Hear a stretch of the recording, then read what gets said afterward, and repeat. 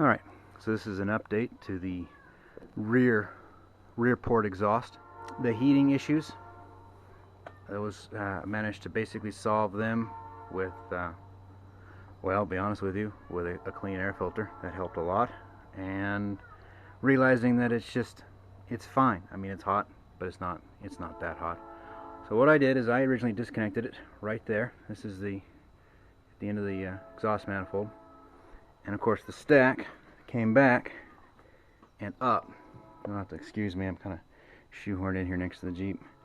And so at that point right there, what I did is I welded on 9 feet of 4-inch exhaust pipe. And I got mine from Napa because it was the only place handy, and it's not aluminized, which means it's not going to have a very long lifespan. But small towns, you do what you can do. Each of the mud flaps had to be notched. So I went here and hung it. That's maybe 3 feet down from the factory hanger at the bottom of the cab. And I notched through that. And again, 9 feet straight back. And then hung the muffler back in here. And I've got 10-12 inches between the muffler and the tire, which is closer than I like, but at the same time, it'd be closer than that to airlines and other stuff if it was routed underneath. I've done some testing, some big hills, and stuck my hand back here, and it's hot, but I think it's okay. God, this pipe is not going to last at all. Downside of small towns. It goes back, it's hung on either side of the muffler, and then this is the original output stack that went up the side of the truck, and all I did was add that 1 foot I cut off, one 10-foot stick, I cut off 1 foot, 9 feet comes back to the end of it, and that brought it up right here. Perfect. And she does smoke cars, I'll tell you that. You're not going to make a whole lot of friends in traffic, because if you're in the left lane and throttle up at a stoplight, she put a big old plume out the side. But it worked great. The system has been in place for a couple of 100 miles now with no real problems. Once I made the decision that the heat, it was fine. You know, you don't normally get near your mufflers. So, you know, I'm reaching in here and touching on it, and it's scaring me how hot it is, but when do you ever do that? So I've decided it's okay.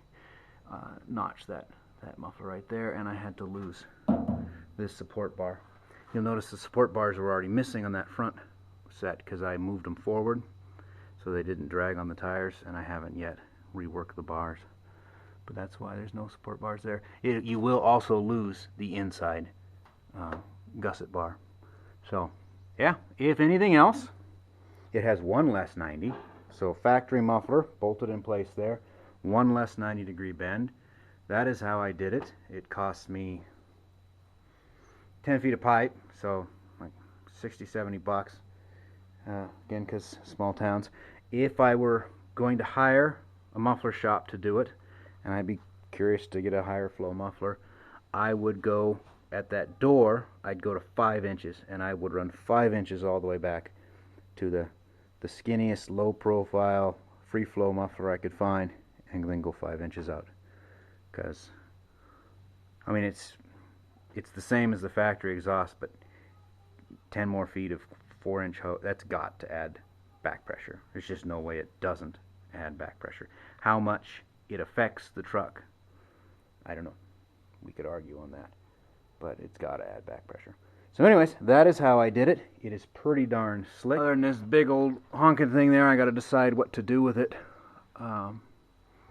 I'm toying with the idea of hanging a hose reel and a toolbox off of it. I'm toying with the idea of hanging a much bigger air tank to run air tools off of it. Right now, it's just up in the air. So other than that, you really don't notice that the truck has been modified. The sound in the cab is down a lot, though I think most of the noise you hear when driving is the mechanical noise of the engine. So it's not a wonderful thing. That said, you know, we fill the back of our truck with people. the noise at the back is down dramatically, and you can carry on a conversation. So that is how I did rear mount exhaust. It relatively slick, relatively painless, and it doesn't really change the look of the truck. I missed the stack, but it had to be done for what I'm doing with it. Yeah. That's a 61 CJ5 that I bolted a draw-through turbocharger off of a Saab to the original factory F-head motor, sorry, F134. That's a story unto itself, but you know, once again, they said it couldn't be done. 4 years later, she still whistles and purrs just like the day I finished it.